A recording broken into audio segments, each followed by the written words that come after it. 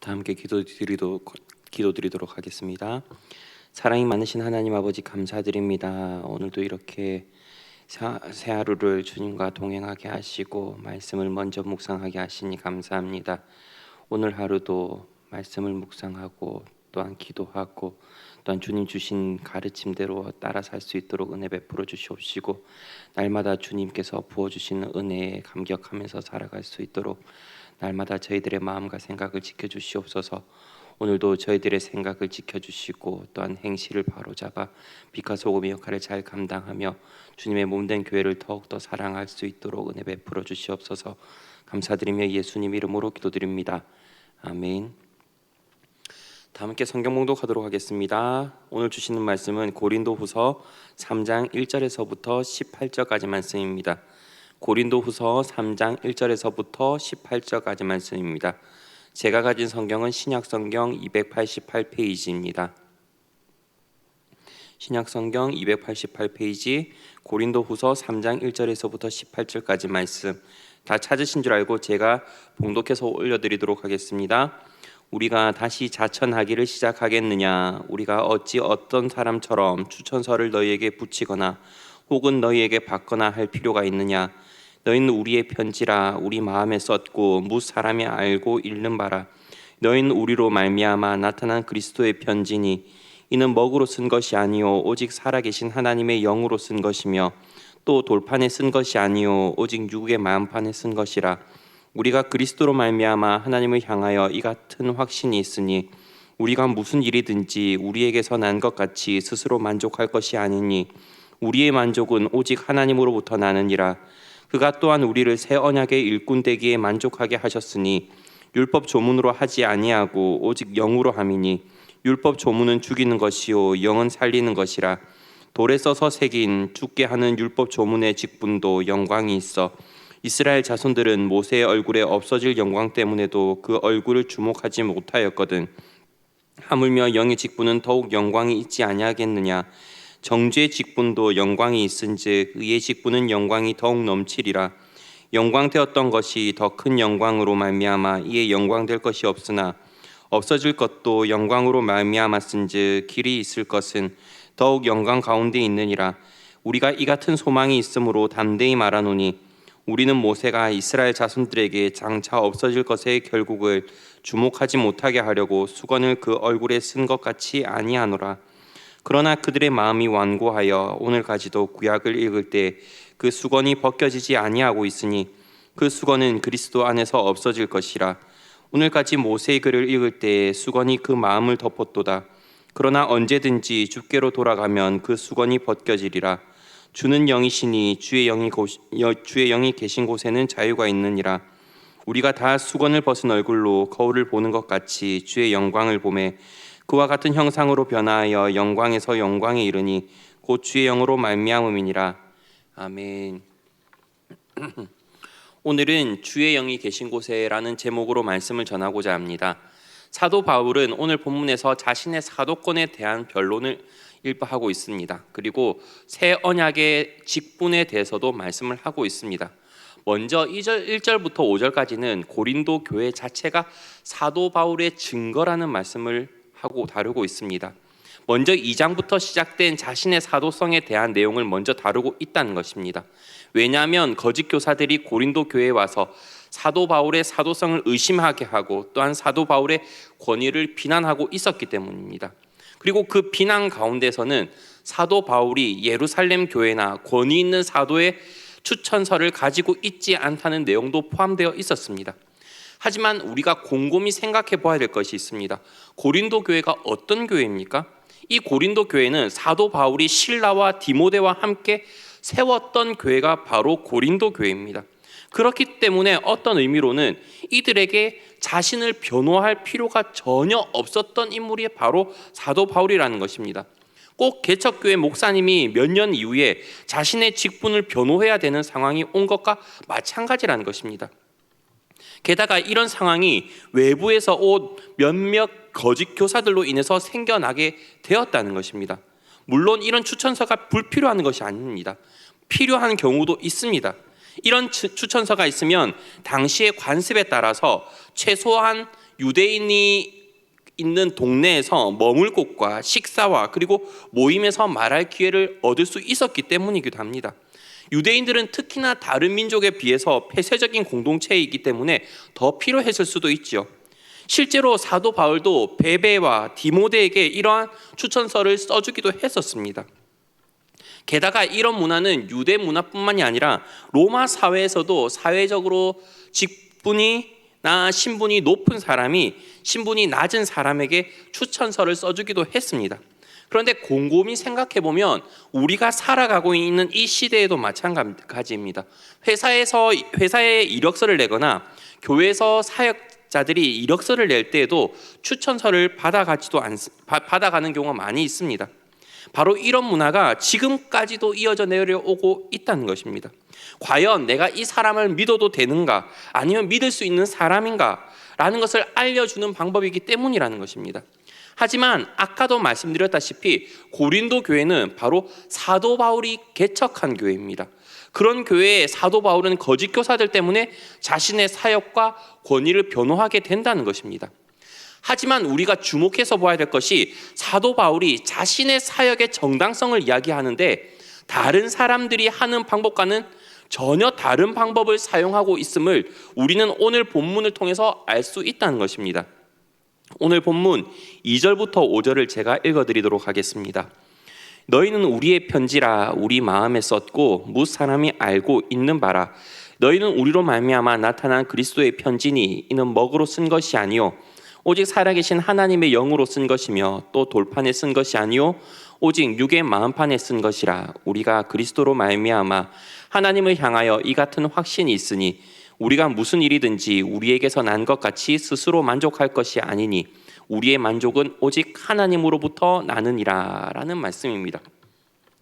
사도 바울은 고린도 교회가 성령의 능력으로 전한 자신의 가르침 때문에 나타난 증거라고 말씀하고 있다는 것입니다.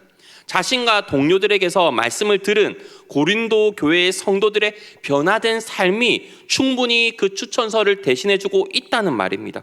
그리고 오늘 본문 2절에 나와 있는 우리 마음에라는 부분은 어떤 역분에서는 너희 마음에로 나와 있기도 합니다. 즉 너희는 너희 마음에 쓴 우리의 편지라라고 이해할 수도 있다는 것입니다. 그래서 온 세상은 그 편지를 읽고 알게 된다고 말씀하고 있다는 것입니다. 고린도 교회는 고린도 교회 성도들의 마음에 쓴 사도 바울의 추천서라는 말입니다. 그래서 사도 바울의 추천서인 고린도 교회의 성도들의 변화된 삶을 통해서 온 세상은 사도 바울의 사도성이 정당하다는 것을 알 수 있다는 것입니다. 즉 고린도 교회 성도님들이 그 마음에 쓴 것, 즉 또 그 변화된 삶이 각각 개개인이 사도 바울의 추천서의 역할을 감당하고 있다는 것입니다. 그리고 이 추천서는 먹으로 쓴 것이 아니고 돌판에 쓴 것도 아니라고 말씀하고 있습니다. 즉 파피루스나 양피지에 쓰여진 것이 아니며 모세의 율법처럼 돌판에 쓰여진 것이 아니라 살아계신 하나님의 영으로 쓰여진 것이며 고린도 교회 성도들의 마음판에 새겨진 것이라고 말씀하고 있다는 것입니다. 사도 바울이 추천서가 없어서 이렇게 말한 것이 아닙니다. 굳이 따지자면 사도 바울은 예수 그리스도께서 다메섹 도상에서 사도 바울을 찾으셨고 그가 맡은 사명을 아나니아에게 말씀하시지 않았습니까? 사도행전 9장 15절과 16절에서는 다음과 같이 말씀하고 있습니다. 주께서 이르시되 가라. 이 사람은 내 이름을 이방인과 임금들과 이스라엘 자손들에게 전하기 위하여 택한 나의 그릇이라. 그가 내 이름을 위하여 얼마나 고난을 받아야 할 것을 내가 그에게 보이리라 하시니. 예수님께서 아나니아에게 다음과 같은 말씀을 하시면서 예수님께서 직접 사도 바울을 사도 삼으셨다는 것을 말씀하고 계셨다는 것입니다. 그리고 예루살렘 공의회에서도 사도 바울의 사도권을 인정해 주었으며 안디옥 교회에서는 이방인들을 위한 사도로 파송까지 하지 않습니까? 사도행전 13장 2절과 3절에 말씀하고 있습니다. 주를 섬겨 금식할 때 성령이 이르시되 내가 불러 시키는 일을 위하여 바나바와 사울을 따로 세우라 하시니 이에 금식하며 기도하고 두 사람에게 안수하여 보내리라. 아마 이때 안디옥 교회에서는 이 두 사람을 파송하면서 추천서를 써주었을 것입니다. 하지만 사도 바울은 고린도 교회의 성도들에게 말씀하고 싶은 내용을 그런 종이에 불과한 추천서가 아닌 고린도 교회의 성도들이 스스로 알기를 원했습니다. 왜 거짓 교사들이 말하고 있는 종이에 불과한 추천서를 의지하려고 하느냐? 예수 그리스도께서 나를 통하여 선포된 말씀으로 너희의 삶이 변화되지 않았느냐? 그리고 그것을 수많은 사람들이 이미 알고 있거늘 어찌 너희들은 그것을 마음을 바로잡지 못하고 나를 의심하느냐라고 말입니다. 그러면서 사도 바울은 구약에 있는 말씀들을 가지고 설명하려고 합니다. 에스겔서와 예레미야에 있는 말씀을 꼭 인용하는 듯한 느낌을 받습니다. 에스겔서 36장 26절과 27절입니다. 또 새 영을 너희 속에 두고 새 마음을 너희에게 주되 너희 육신에서 굳은 마음을 제거하고 부드러운 마음을 줄 것이며 또 내 영을 너희 속에 두어 너희로 내 율례를 행하게 하리니 너희가 내 규례를 지켜 행할지라. 예레미야 31장 33절 말씀입니다. 그러나 그날 후에 내가 이스라엘 집과 맺을 언약은 이러하니 곧 내가 나의 법을 그들의 속에 두며 그들의 마음에 기록하여 나는 그들의 하나님이 되고 그들은 내 백성이 될 것이라. 여호와의 말씀이니라 라는 말씀입니다. 즉 하나님께서는 사도 바울을 통해 선포된 말씀으로 고린도 교회 성도들에게 성령의 역사로 삶이 변화되고 또한 그것을 깨닫게 해주셨다는 말씀입니다.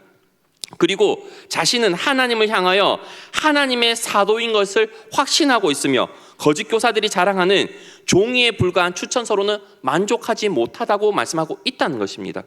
그렇기 때문에 어떤 의미에서는 사도 바울의 이 확신에 찬 고백은 고린도 교회 성도들의 마음에 와닿았을 것입니다.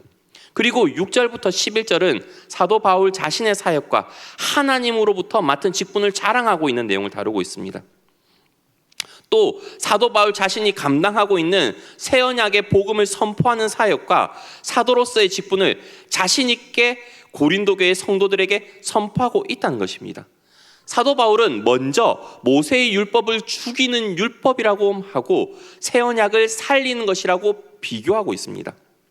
또 모세의 율법을 죽이는 율법이라고 하면서 모세가 하나님으로부터 율법을 받았을 때의 장면을 고린도 교회 성도들에게 회상시킵니다. 율법을 받아온 모세의 얼굴조차도 하나님의 영광스러움 때문에 이스라엘 백성들은 수건을 가려서 쳐다보지 못했지 않습니까? 하지만 이렇게 돌에 써서 죽이는 율법도 너희는 영광스럽게 생각하거늘 새 언약으로 사람을 살리는 하나님의 구원의 역사는 얼마나 영광스러운 일이고 또한 그것을 감당하는 바울의 사역은 얼마나 영광스러운 일이겠느냐라고 반문하고 있다는 것입니다. 그리고 12절부터 18절은 옛 언약과 새 언약의 비교와 차이점에 대해서 이야기하고 있습니다. 먼저 12절에서는 사도 바울이 자신의 사역에 소망이 있기 때문에 더욱 담대하게 고린도 교회 성도들에게 말씀을 선포할 수 있다고 고백합니다. 그리고 우리가 주목해서 생각해야 될 내용이 바로 13절에 나와 있습니다. 13절을 한번 읽도록 하겠습니다. 우리는 모세가 이스라엘 자손들에게 장차 없어질 것에 결국을 주목하지 못하게 하려고 수건을 그 얼굴에 쓴 것 같이 아니하노라라는 말씀입니다. 이게 무슨 말씀입니까? 사도 바울은 모세가 그 얼굴에 수건을 썼던 것이 이스라엘 자손들이 장차 없어질 것에 마지막을 주목하지 못하게 하려고 그 얼굴에 수건을 썼다고 고백하고 있습니다. 즉 율법의 한계와 마지막에 주목하지 못하게 하려고 이 모세가 얼굴에 수건을 썼다는 것입니다. 우리는 모세가 수건을 쓴 이유가 하나님의 그 영광 때문에 이스라엘 백성들을 위해서만 수건을 썼다고 생각하기 쉽습니다. 하지만 사도 바울은 모세가 수건을 쓴 이유를 전혀 다른 시각으로 풀어서 설명하고 있다는 것입니다. 즉 모세는 앞으로 예수 그리스도께서 이 땅에 오셔서 새 언약을 주실 때를 대비하여 이스라엘 백성들이 율법에 주목하지 못하도록 수건을 썼다는 것입니다. 하지만 이스라엘 백성들은 아직까지 마음이 완고해서 새 언약을 받아들일 준비가 되지 않고 여전히 수건을 쓴 채 율법에만 매달려 있다고 말씀하고 있다는 것입니다. 하지만 그 수건은 예수 그리스도 안에서 없어질 것이라고 오늘 본문은 말씀하고 있지 않습니까? 14절부터 16절입니다. 제가 읽어드리도록 하겠습니다. 그러나 그들의 마음이 완고하여 오늘까지도 구약을 읽을 때 그 수건이 벗겨지지 아니하고 있으니 그 수건은 그리스도 안에서 없어질 것이라. 오늘까지 모세의 글을 읽을 때 수건이 그 마음을 덮었도다. 그러나 언제든지 주께로 돌아가면 그 수건이 벗겨지리라. 이 수건이 무엇을 나타내고 있습니까? 바로 옛 언약을 상징하고 있다는 것입니다. 그리고 이 옛 언약은 모세의 얼굴에 나타났지만 새 언약은 예수 그리스도의 얼굴로 우리들에게 비춰진다는 것을 우리는 기억해야 됩니다. 수건은 가리는 역할을 합니다. 또 드러내지 못하도록 합니다. 예수 그리스도를 바라보지 못하게 합니다. 영적인 어두운 상태에 있게 만듭니다. 아무리 열심히 율법을 연구하고 있지만 수건이 벗겨지지 않으면 율법 그 자체에 매달려 있고 얽매여 있게 되어서 진리의 말씀인 예수 그리스도를 바라보지 못하게 된다는 것입니다. 하지만 언제든지 예수 그리스도께로 돌아가면 그 수건이 벗겨질 것이라고 사도 바울은 말씀하고 있습니다. 17절과 18절입니다. 주는 영이시니 주의 영이 계신 곳에는 자유가 있느니라. 우리가 다 수건을 벗은 얼굴로 거울을 보는 것 같이 주의 영광을 보매 그와 같은 형상으로 변화하여 영광에서 영광에 이르니 곧 주의 영으로 말미암음이니라 라는 말씀입니다. 거울은 드러내는 역할을 합니다. 또 보여주는 역할을 합니다. 그리고 새 언약을 받는 우리는 성령님으로 인해서 자유를 누릴 수 있습니다. 그리고 수건을 벗고 거울을 보는 것과 같이 주님의 영광을 보고 변화된 삶을 누릴 수 있게 된다는 것입니다. 이것이 어떻게 가능합니까? 오늘 본문은 주의 영으로 말미암음이니라라고 성경은 말씀하고 있습니다. 사도 바울은 오늘 본문을 통해 말씀하고 있는 것이 있습니다. 오늘 제목을 주의 영이 계신 곳에라고 했습니다. 제일 먼저는 주의 영이 계신 바로 고린도 교회의 성도들의 마음판이 바로 사도 바울이 가지고 있는 추천서입니다. 그리고 그것은 그 어떤 거짓 교사들과 유대주의자들이 가지고 온 사람들이 써준 추천서보다 훨씬 더 권위 있는 주님으로부터 온 추천서라는 것을 우리는 알아야 된다는 것입니다. 우리의 마음판은 과연 예수 그리스도로부터 온 추천서를 가지고 있습니까? 또 두 번째는 주의 영이 계신 곳에 세상이 알아주는 역할과 직분을 뛰어넘어 더 큰 주님의 영광에 참여할 수 있게 된다는 것입니다. 모세의 율법이 죽이는 역할을 감당함에도 사람들은 그 모세를 칭송하고 이를 따르지만 살리는 역할을 감당하는 새 언약의 복음을 선포하는 사도 바울의 사역은 비록 세상에서는 아무도 알아주지 않는다 해도 이보다 더 큰 영광이 없다는 것은 사도 바울이 말하고 있습니다. 비록 세상이 알아주지 않는다고 해도 주님의 영이 우리 안에 계시면 우리는 그 영으로 말미암아 복음을 선포할 수 있고 세상이 알아주지 않는다고 해도 정말로 우리는 주님의 영광에 참여하고 있다는 것을 알 수 있어야 된다는 것입니다. 그리고 마지막으로는 주의 영이 계신 곳에 바로 자유함이 있다는 것입니다. 그 자유함으로 인해서 율법에 얽매여 있는 것이 아니라 주님의 형상을 바라보고 또 거울을 보는 것처럼 우리의 모습과 삶이 예수님을 닮아 변화되기를 사도 바울은 고린도 교회의 성도들에게 바랬습니다. 그리고 예수 그리스도는 사도 바울을 통해서 우리에게도 동일한 말씀을 전해주고 있다는 것을 우리는 기억해야 합니다. 우리는 주의 영이 함께하기 때문에 자유함을 누리고 있습니까? 우리는 주님의 영이 우리와 함께하길 바라면서 때로는 자유하지 못하고 얽매여 있는 경우도 너무나도 많고 주의 영이 함께 있는 것처럼 느끼지만 주님의 영광에 참여하고 있지 못하다고 생각될 때가 너무나도 많이 있습니다. 그리고 또 주님의 영이 우리와 함께하고 있음에도 불구하고 주님께서 우리에게 맡겨주신 사역을 감당할 때에 주님께서 나에게 그 세상이 줄 수 없는 추천서를 써주고 그 일을 감당하고 하게 하고 있다고 하지만 우리는 그것을 기뻐하고 있습니까? 사도 바울은 세상이 써준 추천서가 아니라 주님의 영으로 말미암아 받은 그 추천서, 그것이 세상이 준 추천서보다 더 귀하다고 여겼고, 또한 그 영으로 말미암아 고린도 교회 성도들 한 명 한 명이 추천서라고 말을 하였고, 주의 영 때문에 주님의 영광에 참여할 수 있다는 것 자체로 만족했던 인물이었습니다. 그리고 주님의 영이 계신 곳에 자유함을 누릴 수 있었던 사람이 바로 사도 바울이라는 것입니다. 오늘 하루 우리 성도님들도 주님의 영이 나와 함께하기 때문에 나는 어떠한 삶을 살고 있나, 아니면 오늘 하루 주님의 영이 나와 함께하기 때문에 어떠한 삶을 살아갈 것인가라는 것을 깊이 묵상해보고, 또한 자유함을 얻으시고 또한 주님의 영광에 참여할 수 있는 복된 하루 되시기 바랍니다. 기도하도록 하겠습니다. 사랑이 많으신 하나님 아버지, 감사드립니다. 오늘도 이렇게 짧게 말씀을 나누고 또한 기도하게 하시니 감사합니다.